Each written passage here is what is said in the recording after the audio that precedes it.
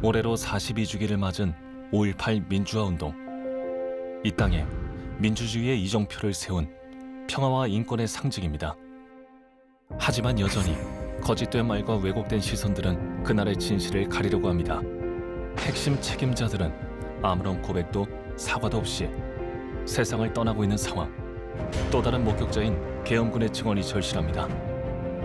이 사람들의 기억과 증언, 제보 내용이 아주 결정적인 지금 그 단서들을 제공하고 있습니다. 5.18의 진실을 알리기 위해 나선 진상규명조사위원회. 잊고 싶었던 그날의 기억을 더듬는 계엄군의 증언. 그들의 이야기를 들어봅니다.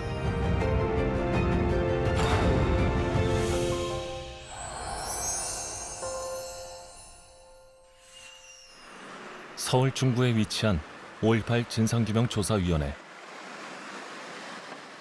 진상규명을 위한 특별법으로 실시된 최초의 조사위원회로서 2020년 5월 12일 본격적인 활동을 시작했습니다. 최초 발포 및 집단 발포 책임자, 계엄군의 민간인 집단 학살과 헬기 사격 경위 등 21개의 직권 사건을 조사하고 있는데요. 그중 조사 이과는 집단 학살, 암매장 등을 조사합니다. 조사 이과는 크게 5가지의 과제에 집중을 하고 있는데요. 광주를 다른 지역으로부터 고립시키는 차단 작전 과정에서 민간인 집단 학살이 광범위하게 벌어졌는데 이 사건들에 대해서 실체를 정확하게 확인하는 것, 이 암매장된 시신들의 유해를 발굴하고 조사해서 행방불명자의 소재를 확인하는 것, 계엄군들이 겪고 있는 트라우마에 대해서도 좀 조사를 하고 있고 경찰들의 피해까지를 포함해서 총 5개의 과제를 지금 수행을 하고 있습니다. 지난 2년 동안 조사 이과는 철저한 조사와 교차 검증을 통해 암매장 시신의 소재 확인, 민간인 학살 재구성 등의 성과를 거뒀는데요. 암매장을 다시 발굴해서 시신을 재처리하는 이 과정들, 특히 이제 그 주남마을의 경우 미니버스가 이제 그 계엄군들에 의해서 집중 사격을 받고 거기 현장에서 17분이 이제 사망을 하는데 이 사건에 대한 그 경위를 이제 처음부터 끝까지 모든 상황들을 다시 한번 이렇게 재구성을 하는 이런 성과들을 지금 내고 있습니다. 1988년 광주 특위 청문회를 시작으로 9번의 진상조사가 실시됐지만 전두환 등 핵심 책임자들은 거짓 증언으로 일관했습니다. 일부 출처를 알 수 없는 악의에 찬 유언비어에 작업받은 일부 시민들의 과거적 시위가 그 직접적인 원인이 된 것이 아닌가 하는 판단. 어디에서 발포를 했는지 말씀해 보십시오. 그와 같은 세부 사항은 제가 파악할 수 없는 정당방위라고 그랬지 않습니까? 정당방위에 입각해서 타격이 된 것입니다.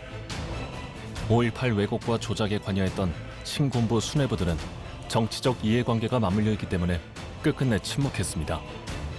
진실을 말하지 않고 세상을 떠나고 있는 신군부 수뇌부들. 수뇌부 조사를 통한 진상규명이 어려워지자 5.18 진상규명조사위원회는 당시 계엄군 장기와 사병을 조사하기 시작했습니다. 5.18 진상규명에 있어서 가장 그 핵심적인 과제는 발포에서부터 시작해서 암매장된 그 희생자들의 유해를 확인하는 작업일 텐데 요 그 2개의 과정에서 결국은 현장에서 그 행위에 직접 참여한 이분들의 증언과 제보가 결국은 진상규명의 가장 중요한 키포인트라고 보고 이분들에 대한 그 증언과 제보를 끌어내기 위해서 다각적인 노력을 하고 있습니다.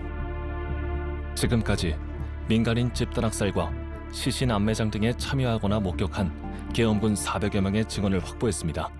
경찰들은 내가 접촉을 했네. 그러니까 왜냐면 내가 소방차를 택배 일주일 내가 일주일에 있었어. 뭐 깊게 파야 되니까 그렇잖아요. 한구도 해가지고 세수로 해서 세수로 나누다 보니까 내구 그다음에 하나는 세구 이렇게 돼가지고 세 군데로 나눠서. 전국에 다 깔려 있잖아요. 그 사람들이 통신 교회를 통해서 축선별로 판단을 해서 일단 만나러 갑니다. 여기까지 어떻게 알고 찾아왔느냐 욕을 하고 그런 사람들이 일부 있어요. 그 유가족들이 지금도 집에 가면 제사밥 챙겨놓고 있다. 그 유골이라도 찾아줘야 되지 않느냐. 그래서 우리는 그걸 좀 확인하기 위해서 왔다라고 일단 만나서 입을 열기끔 하죠. 계엄군의 증언은 사건을 재구성하는 데에 많은 역할을 했는데요. 희생자가 암매장된 위치와 시신 재처리 과정에 대한 증언을 확보해 민간인 집단학살 사건의 진상을 규명할 수 있었습니다. 제작진은 주남마을 버스 총격 사건과 송암동 5인 사격으로 인한 민간인 사살을 증언한 11 공수여단 출신 우호수 씨를 만나봤습니다. 이름은 우호수고요. 59년생입니다. 제 군대는 79년도 10월 8일 날 갔어요. 오후에 비행기 타고 갑자기 내려와가지고 조선대학교 있다가 그날 하룻밤 자고 그 다음도 이제 금남로 쪽으로 투입이 됐던 거죠.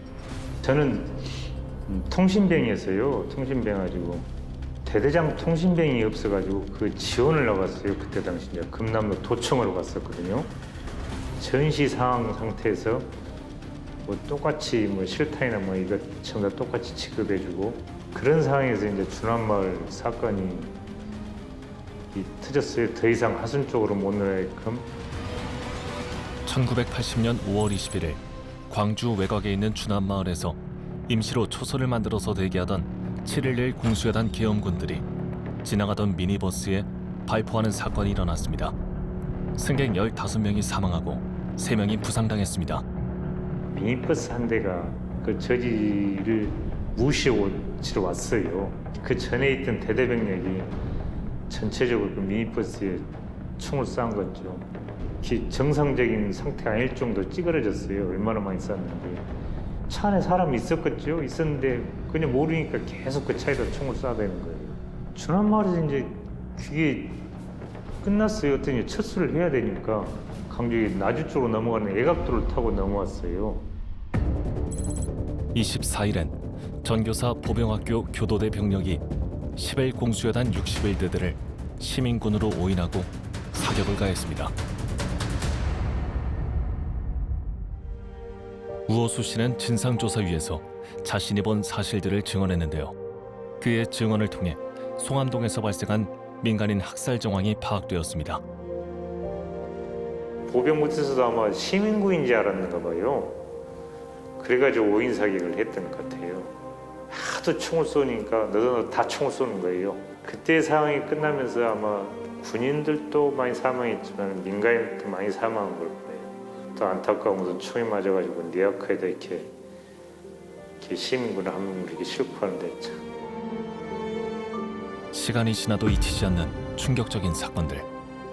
다시 꺼내기조차 힘든 기억이지만 증언에 나선 이유는 무엇일까요?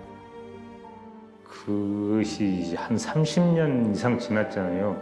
아, 우리 민주화를 위해서 상당히 희생을 하신 분들이 많은데 이런 진상을 좀 다 알고 지는 것이 좋겠는데 누가 섣불리 이렇게 탁 나와서 증언해 줄 사람이 얼마나 있을까. 없을 것 같아서 저라도 한번 얘기해 주고 국민들이 좀 더 알고 생각할 기회가 되지 않을까 생각해서. 80년 5월 그날의 진실을 목격한 수많은 계엄군들. 그들의 목소리가 절실한 상황이지만 죄책감에 괴로움에 침묵하는 이들이 많습니다. 꼭 해야 되나 그런 망설임도 많이 가졌었는데 뭐 떳떳하지를 않으니까 별로 이제 회피하고 싶은 마음들이 많이 생겼죠. 제 역시도 그래요.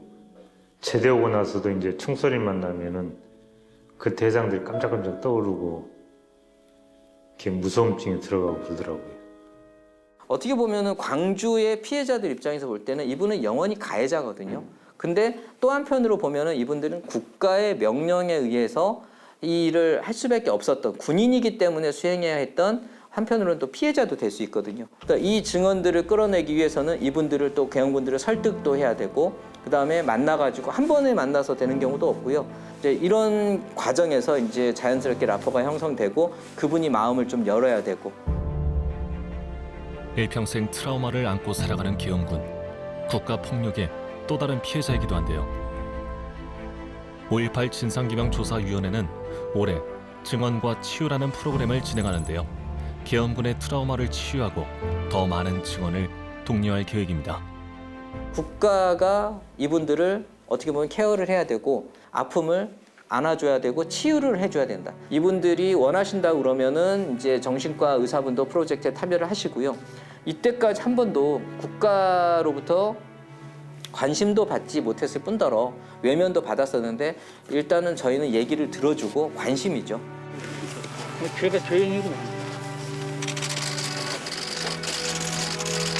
다 차이를 시켰는데 지금 저는 그래요. 이 우리 선생님 같이 이렇게 연기를 해서 감사드려요. 그리고 또 역시 우리 선생님도 40년 얼마나 편안하시다고. 5월의 진실을 밝히고 진정한 용서와 화해로 나아가기 위해선 더 많은 계엄군들의 증언이 필요합니다. 그 입증을 하려면 가해 당사자가 특정이 돼야 되고 그 특정된 가해 당사자들의 인정 진술이 필요하고 조금 더디고 시간이 걸리더라도 많은 계엄군들의 이야기를 통해서 그런 것들을 확인하고 그럼에도 불구하고 단 하나의 사건이라도 명확하게 정리를 하려면 그런 조사 과정은 저는 필수적으로 필요하다고 생각을 합니다. 40년간 처참한 기억이 삶을 짓눌렀던 오호수 씨. 큰 결심 끝에 용기 낸 증언으로 진정한 용서를 구합니다. 동료 계엄군들에게 그가 꼭 전하고 싶은 말이 있다고 합니다. 사실 다 알아도 되잖아요. 이제 그만큼 우리 민주화도 되어 있고 또 그분들이 그때 당시 뭐 희생으로 민주화를 만들어놨는데 많이 알면 더 좋을 거라는 생각이에요. 그 사람들이 뭐 자기가 자의적으로 하는 행동은 아니었었으니까 그럼 참 좋을 거라고 제 생각은 그래요. 민주화를 목놓아 외쳤던 80년 5월. 그날의 정신을 지키는 길은 그들에게 진심으로 용서를 구하는 길은 견딜 수 없는 죄책감, 미안함보다 거짓 없는 진실을 바로 알리는 겁니다. 여전히 5.18 민주화운동 왜곡과 폄하가 계속되는 상황에서 5.18의 가치를 다시 한번 바로잡을 수 있는 증언이 진상규명의 시작입니다.